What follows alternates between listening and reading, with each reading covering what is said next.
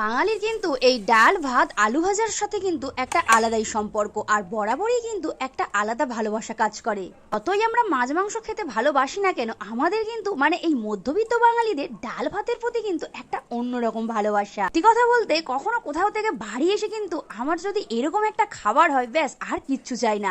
ডাল ভাত, তার সাথে একটু পেঁয়াজ আর আলু ভাজা হলে তো ব্যাস কোনো কথাই হবে না। তবে কোনো দিন যদি এর সাথে মাছ ভাজা হয়, ও হো, সেটা তো পুরো স্বর্গীয় ব্যাপার একদম। আমার কাছে তো অন্তত তাই।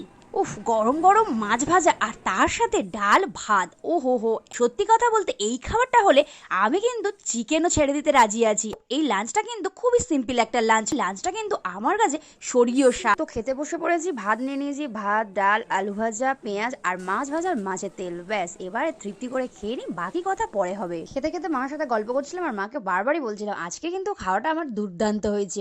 মাছ ভাজার সাথে ডালটা খেতে কি ভালো লাগছিল, তো কি বল। তোমরা কারা কারা ডাল ভাতের সাথে আলু ভাজা মাছ ভাজা বা কোনটা খেতে ভালোবাসো অবশ্যই কিন্তু কমেন্টে জানিও।